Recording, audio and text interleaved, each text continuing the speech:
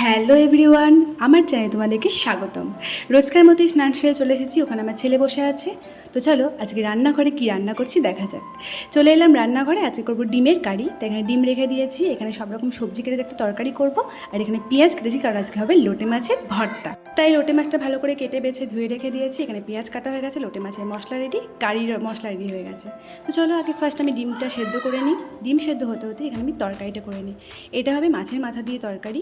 মাছের মাথাটা ভাজা হয়ে গেছে, এখানে ইলিশ মাছের মাথা, আর সব রকম সবজিটা আমি আগে ভেজে নেব। তো আমি এখানে নুন হলুদ দিয়ে সবজিটা ভালো করে ভেজে নিচ্ছি। সবজিটা ভালো করে ভাজা ভাজা হয়ে গেছে আমার, এবার আমি এর উপরে মাছের মাথাটা দিয়ে দেবো। মাছের মাথাটা দিয়ে কিছুক্ষণ নাড়ার পর জল দিয়ে দেবো।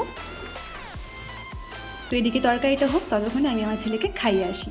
ছেলেকে এখানে ভাত খাইয়ে দিচ্ছি আমি। ও নিজে এখনও খেতে শেখেনি, শুধু বদমাইশি করতে পারে, এটা কাউকে শেখাতে হয় না। তো যাই হোক, ছেলেকে খাইয়ে আবার চলে এলাম রান্নাঘরে। এখানে ডিম সেদ্ধ ছাড়ানো হয়ে গেছে, তরকারিটাও রেডি হয়ে গেছে। এবার আমি এখানে কড়াইয়ে তেল দিয়ে দিয়েছি, ডিমটা ভালো করে ভেজে নেব।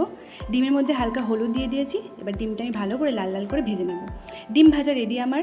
এখানে ডিমের কারির জন্য পেঁয়াজটাও ভাজতে শুরু করে দিয়েছি। এবার পেঁয়াজটা ভালো করে লাল লাল করে ভাজা হয়ে গেলে পেঁয়াজের মধ্যে মশলা দিয়ে দেবো। মশলার মধ্যে নুন হলুদ লঙ্কা গুঁড়ো যা দেওয়া সব দিয়ে দিয়েছি, ভালো করে মশলাটা কষিয়ে নেব।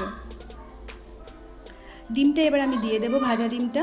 ভালো করে ডিমটা মাখানো হয়ে গেলে আমি একটু জল দিয়ে ডিমটা সেদ্ধ করে দেবো। তো এখানে আমার ডিমের কারি খুব সুন্দরভাবে রেডি হয়ে গেছে। এবার আমি করব লোটে মাছের ভর্তা, তাই তেল দিয়ে দিয়েছি। লোটে মাছের জন্য পেঁয়াজটা ভালো করে আগে ভেজে নেব আমি।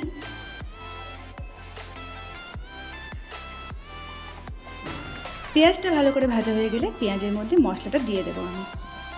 মশলার মধ্যে সমস্ত রকম হলুদ নুন যা লাগে সব দিয়ে দিয়েছি। এবার এই মশলার মধ্যে কাঁচা মাছটাও দিয়ে দেবো। এবার আস্তে আস্তে কাঁচা মাছটা আমি মশলার সাথে ভালোভাবে মিক্স করে নেব। তারপর জল দিয়ে তারপর ঢাকা দিয়ে দেবো, জল দেবো না।